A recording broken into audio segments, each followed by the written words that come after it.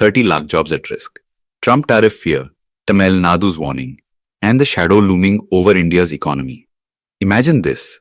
The factory gate opens in the morning, machines start running, the siren sounds, and thousands of workers get to work as they do every day. But suddenly, without any fire or flood, without riots or a pandemic, that same factory falls silent one day. Machines shut down, a lock appears on the gate, and the people standing outside are left staring at each other. The reason is not a local crisis, but a decision taken thousands of kilometers away. America's tariff decision. This is the fear echoing today from Tamil Nadu to Delhi. The issue is not just exports. It is the livelihood of 30 lakh people, the future of families whose lives are tied to these factories. Over the past few days, the Tamil Nadu government has issued a very strong and direct warning to the central government. The state has said that if the current situation related to US tariffs continues, nearly 30 lakh jobs in Tamil Nadu could immediately come under threat. This is not a number thrown into the air. This warning comes from a state known as India's manufacturing powerhouse, where export-driven industries, from textiles to electronics, auto components to leather goods, form the backbone of the economy. If a shock hits here, its impact does not remain limited to one state. It creates ripples across the entire Indian economy. This issue was raised directly in a meeting chaired by Union Finance Minister Nirmala Sitharaman herself. During the pre-budget consultation meeting with states, Tamil Nadu Finance Minister Thangam Thenarasu stated very clearly that global trade disruptions, and especially America's tariff policy, have directly targeted the state's export-based economy. He pointed out that nearly 31% of Tamil Nadu's total merchandise exports go to the US market. That means if demand in the US falls or tariffs increase, the first and deepest impact will be felt by Tamil Nadu. Thangam Thenarasu's concern was not limited to numbers alone. In his words, one could sense the fear that is clearly visible on the faces of workers on factory floors. He explained that the textile sector, both the identity and the strength of Tamil Nadu, is under the greatest pressure. Tamil Nadu alone accounts for nearly 28% of India's textile exports. More than 75 lakh people are directly connected to this sector. Some work at looms, some in dyeing units, some in packing, and others in logistics. If exports slow down, it breaks the entire supply chain like a chain reaction. The minister clearly stated that if the current situation does not change, around 30 lakh jobs face an immediate threat. The worst impact will be on MSMEs or small and medium enterprises.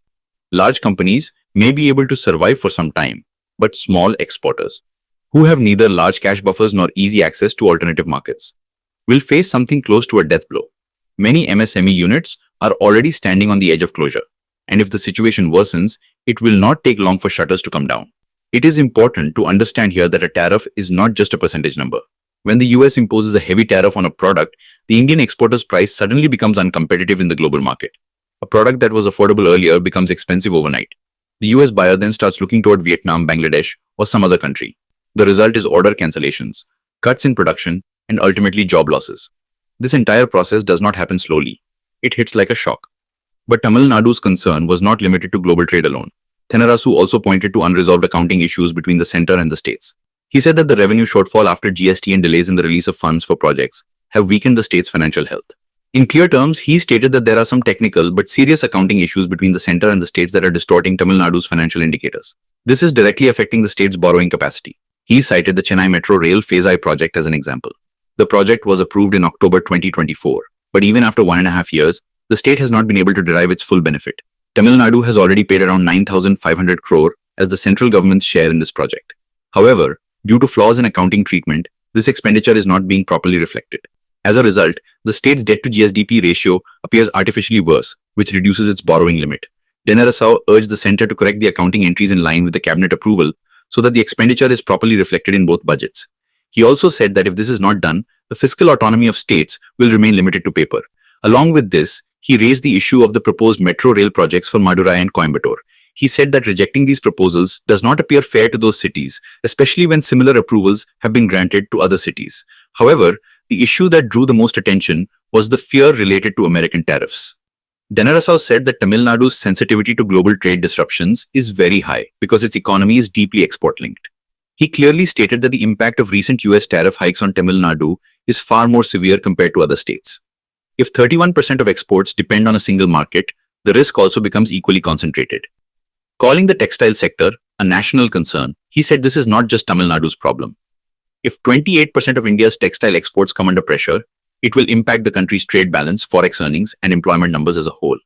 He demanded targeted intervention from the center, including a dedicated support package for the textile sector, interest subvention, targeted subsidies, export incentives, and appropriate tax relief. Here a big question arises. Is this merely a pressure tactic by a single state, or is the threat really that serious? If we look at the global context, this fear appears absolutely real. The Trump administration's tariff-first approach has earlier shaken global supply chains. Steel, aluminum, electronics, and now energy-linked trade. Tariffs have been used as a political weapon everywhere. If this model continues going forward, export-driven economies will be forced to find alternative strategies. The GST issue adds another deep layer to this entire debate. 𝐻𝐻 reminded that GST was introduced in the spirit of cooperative federalism. States gave up their tax autonomy with the assurance that their revenues would be protected. But after the compensation mechanism ended, states' concerns have steadily increased. For Tamil Nadu alone, the estimated revenue loss in the current fiscal year is said to be around 10,000 crore. This is not a small amount, especially when the state is already under continuous pressure from welfare schemes, infrastructure spending, and employment generation. He appealed to the center to restore the compensation mechanism to address the ongoing revenue shortfall. At the same time, he criticized the center's increasing dependence on taxes and cesses.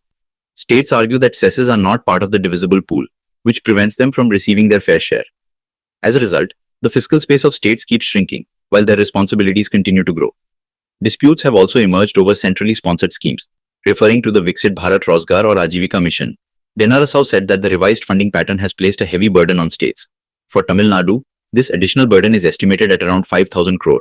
He also stated that funds under several major welfare schemes are stuck. As an example, he mentioned the 𝐼𝐻𝐺𝐸𝐴 mission, under which no funds have been released since September 2024.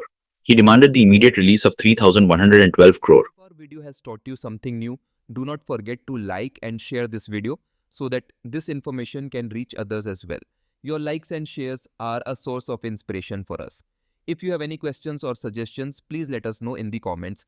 It will be our honor to answer your questions and listen to suggestions.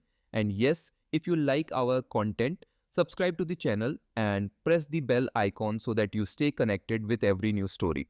Thank you.